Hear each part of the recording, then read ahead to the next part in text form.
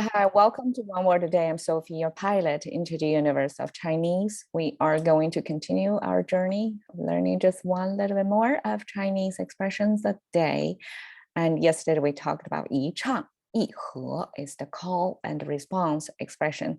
So on one side, the lead singer, on the other side, another one, it could be a group or another single person, are going to respond to it and create kind of harmony to harmoniously provide a background setting to the main lead voice. Okay, so today we have 说学逗唱. 说学逗唱 are the four main capacities or capability skills or ways of using their voice to entertain people. In Chinese, we have this, I'm going to show you in the next page, but this is a main form of entertainment by speaking, by voice. Now let's break it down, like what kind of four ways. 说学逗唱, 说 comes from this character. Okay, it's simplified Chinese, so you don't get to see what that is. On the left side is the speaking or words or voices. On these words and voices, it came from, ignore the two horizontal lines, just the rest of them is an indicator of the tongue. So something coming from the mouth involved with the tongue. And then the two horizontal lines, I interpret it as sound beats, and made from your tongue. So that's kind of words you're going to pronounce with your tongue involved, right? When you speak, you have to have your tongue working hard to get the word out, and the sound beats are the result of like smaller and smaller, the energy decrease over time, over space. So that's kind of sound beat getting weaker from the tongue, right? That's the words. It means the words. The right side, okay, we can view it like this. So we know this is human figure, and at the bottom, this is a human figure as well. And one human figure was placed below something. There is like this human figure becomes part of another symbol making, right? So here we have a mouse on top of a human figure. It actually doesn't mean this human figure. Well, I guess it can mean like this human figure's main feature is to speak to you. So who does that? It's your older brother in Chinese family. Like we have a character to describing your siblings by age order, by birth order. So if it's older than you, senior than you, they are going to speak to you more, I guess, because they know better. So that's the composition, like why human figure with the mouse on top. That means like a zoom in on the mouse. That's the main function of that person. Is going to talk to you, to try to share, I guess, their a few years more extra of experience with you, right? And then the top, now it's simplified into this, but originally it looks like this. That means the air are separate ways, kind of, okay, in ancient Chinese, the airflow, not only by speaking, but it's kind of you're depicting your energy, right? How your energy goes. So if a part ways, that means it's not blocked. You have your air going out like that. So together, okay, my interpretation of the whole thing, 说, I translate it as eloquent. In English, that means well-spoken, like you really carefully craft your words to express accurately what do you mean, right? That's a kind of 说. And over here, we do have the words, right? We visually express the words, and it's your older brother speaking, and make your air flow like this, right? So that whole thing, almost like somebody who are influential to you and make sense to you, to not exactly persuade, but to frame things in a way that makes sense. And when you feel like frustrated or something, like somebody by talking to you, by sorting it out, can make your air flow like that, can make you breathe easier almost, right? So that's a kind of 说 It's like making sense for you to interpret what's happening to you, to make sense in that way. Like what I'm doing here is sharing the language, is trying to make sense of how the language making sense, right? That's eventually, I mean, it's a particular topic of 说, but that serves the same function. Like we, otherwise how to make sense of things, right? Somebody have to use words to share what they know, and so that your airflow are going to be easier. Okay, that's 说, 学. We came across this before. It's like two hand symbols going up, downwards, right? And then have this crisscross structure. I view it visually, it almost looks like a bookshelf. And then this is a base, this is a little kid. So we see the baby in a bundle form. It has two circles connected. That's a baby. This is a child that already grew up, a little bit more like a learning age child. So it's one big head with arms open, like willing to learn, ready to learn, and put it in a space with a lot of bookshelves. So that's the setting of school. So this kid is going to learn from that school. So we eventually use that learning concept, like a baby learning, like a baby, how do they learn? They copy, right? They imitate. So we eventually use that 学, like learning, as specifically what kind of learning, like a baby, it's imitate. So as adult, this is adult entertainer, performer are going to imitate, to copy exactly what the other person, how they speak or behave. So that's kind of imitate. 逗. Okay, 逗 looks like this. On the left side, this is a simplified of this that involves with walking with feet.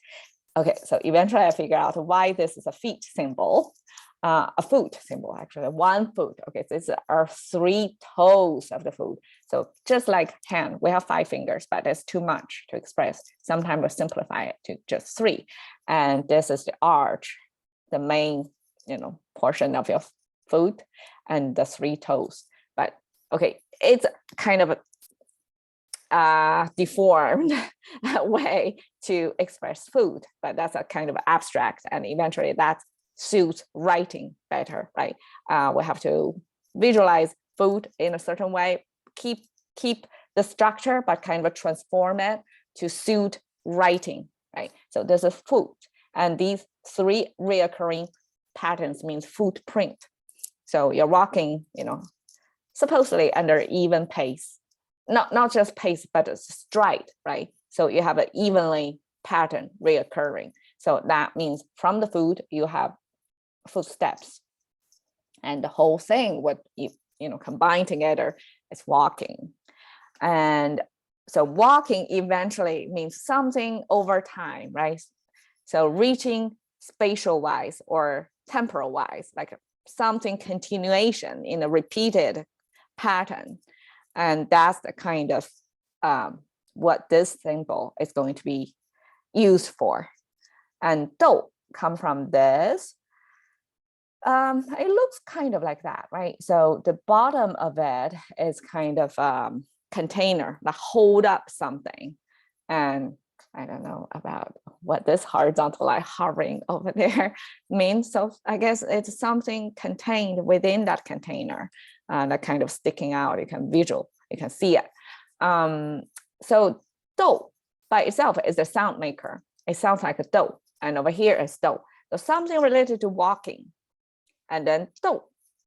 What does that mean? And combined together, it means tease. Here's my interpretation.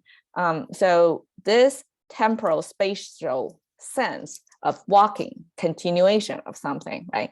Like there is repeated, recurring, like there is a set pace of something. And then 逗 is like all of a sudden it's a sound. I mean, it's a sound maker. But to make sense of the sound maker here is like pause. Like you have this continuation, and then 逗. You have this container standing there, like not moving. It's a stop, it's a pause. You're going to continue to go for sure, but at the moment it's like pause. So just like in English, when we try to create like a humor or something, a lot of times it's not going direct to lay it out, right? People say it indirectly. So you have to decode the message there. And the timing of the performer, the entertainer, have to give it just enough time for the audience to figure out what exactly packed into that message. So this is the kind of tease we're talking about, is you're not getting the message in direct form, lay it out. You have to, the audience have to do a little bit decoding of thinking, like what exactly that means.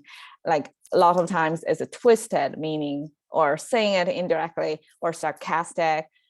So that's the kind of dou we're talking about, kind of interruption of the flow, and you have to pause, kind of a suspense. You have to guess like what exactly mean, right? And also the entertainer will give you that time to absorb and try to figure out what that means. So that's the kind of tease. And chang, we talked about before, is the lead singer, that's the main voice. So as some entertainer to a Chinese audience over here, they separate out 说学逗唱 as 4 main skill sets, like sub-skill sets to be an entertainer by using your voice, using your words, right? The art of words. In English, we have stand-up comedy. That's the main form of entertainer. And they probably do all the 4 things as well. The making sense or framing things is one major component, and they imitate, right? They can come up with like put themselves like in other people's voices or bodies, and that kind of entertains you, right? Like they can transform themselves in a good degree to be so much like another person that's well known, I guess. And then they can tease you. They can pack the message so humorously, and like this unpacking is what makes it fun, right? It's not lay it out. You have to do a little bit of work on your own to figure out what exactly they're talking about, and they have to pack the message in a way that you know, certain people are going to get it, but some people are not going to get it. We are going to all understand at our own levels of what their message is. So that's the fun part. So 说学逗唱, and I'm pretty sure if people who are using voices to entertain people, a lot of them have voice training. They can do vocals. That's part of imitation, right? Like if they want to imitate people, they're very good at their voice control. So singing will just naturally come along. So 说学逗唱 is what I summarize it as comedy basics. And this is 相声, I put the word here, is a main entertainment art form in China. Involves 2 guys, mostly guys, talking, teasing each other, teasing the audience, and using their art of words to storytelling and entertaining. And you can see they are dressed in a traditional, not exactly, it's contemporized traditional clothing, because this is supposedly ancient, probably not that ancient, couple hundred years old art form that just simply entertain you by their words, by their imitating, by their singing, by their artful use of words and storytelling. And it's called a 相声. 相 is kind of imitating, or like a mutually, like 2 of them, the dynamics between the 2. And 声 is voice. So they are using their voice mutually and imitating other things, like bring in their universe between the 2 to present you their perspectives, make you think, make you laugh. So that's 说学逗唱. Okay, cash into the currency of thinking by 1 word a day with Sophie. See you another day.